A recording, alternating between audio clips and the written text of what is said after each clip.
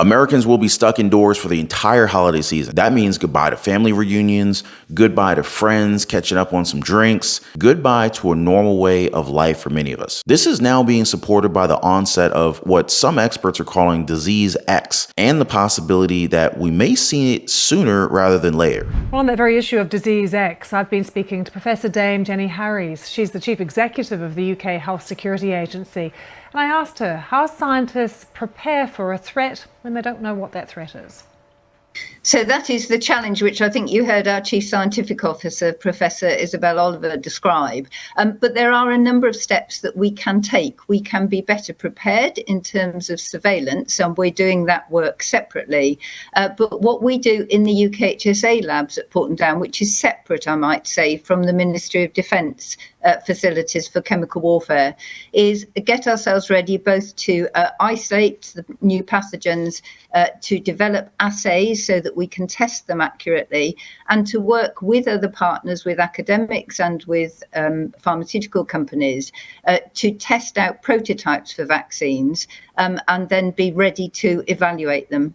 And the really exciting thing about the legacy from the pandemic is we now have 2,800 square meters of laboratory space we didn't have before, and we're using that as part of our new strategy to ensure we're as best prepared as we can be for new pathogens and some existing ones. Now, hold up. Wait a minute. Did she say surveillance? Are they part of the World Economic Forum? Because y'all know these guys love surveillance and lockdowns. And don't you just love how she just brushed off surveillance like that? Like, yeah, we have all this research being done to figure out the next pandemic, and we have this amazing new facility. And by the way, don't ask me how, but we've improved our surveillance of people. I mean, that's just unnerving, guys. And what makes all of this worse is that this disease X could be anything. And they're already putting out a number of people who will be infected fatally, which is estimated to be about 50 million people. That is, if it spreads out to the UK and beyond. Is this an effort for population control? Now, before we even get to this, guys, I'd like you guys to answer a quick question. Do you feel safe about this entire thing? I mean, like, we have no idea as to just how many viruses they have in these labs. The same way that we have no clue as to which one may actually cause the next pandemic, right? To share your thoughts, just comment one of two things. If you feel like, we're safe with this research going on behind the scenes, comment safe. If not, then just write unsafe in the comment section down below. And while you guys are doing that, make sure to drop a like for the video. I'm gonna need all the help I can get with the algorithm because with this topic, you know how it goes. But guys, make sure to subscribe to the channel and turn on all notifications so that you do not miss out on any of these updates that relate to all of us, not just here at home, but on a global scale. Appreciate the support, you guys. Now, we hear all this language where they talk about the next pandemic, the next outbreak, the next set of lockdowns, as if it's already a done deal. You know what I'm saying? Like, is there really something being cooked up in the works right now? I mean, it feels as if the only thing missing from these statements is that they're going to be telling us that things are proceeding as planned. But I digress. That's pessimistic thinking, right? That's spreading fear. I don't want to be called a conspiracy theorist, or do I? Some say that conspiracy theories are just months away from the truth. And since we're talking about time here, how about we go back to 2017, years before the C-19 pandemic, where we heard billionaire Bill Gates preparing for an upcoming outbreak. Well, today at the World Economic Forum in Davos, Switzerland, he announced that his project called CEPI, or the Coalition for Epidemic Preparedness Innovations, has $460 million. He sat down with CBS News to talk about how that money will go to preparing for the next great epidemic. The idea is to take a new way of building vaccines that could let us develop in less than a year a novel vaccine.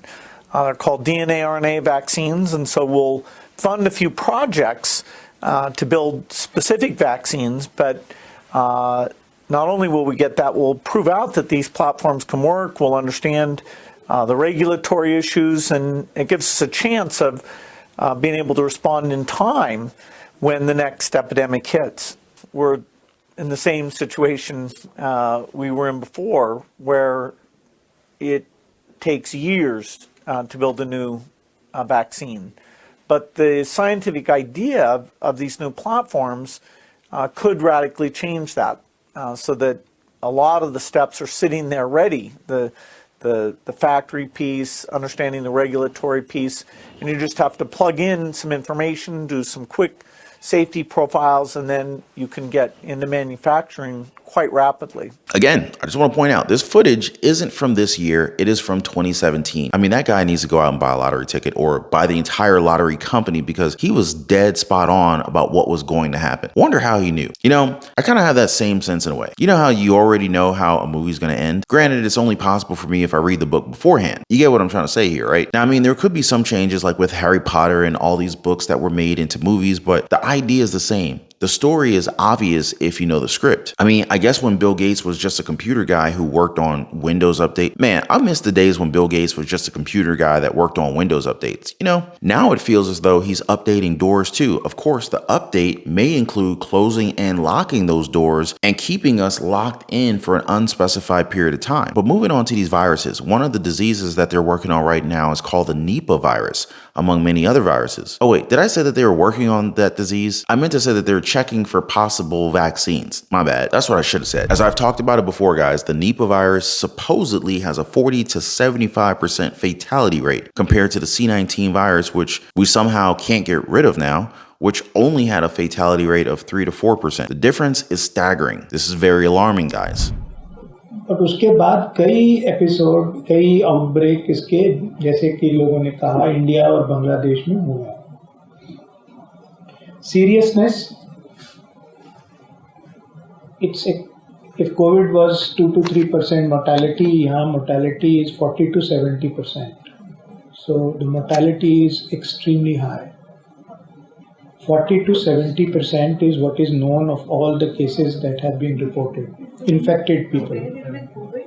No, COVID, overall mortality in COVID at one point was 2 to 3% of people infected with COVID would die.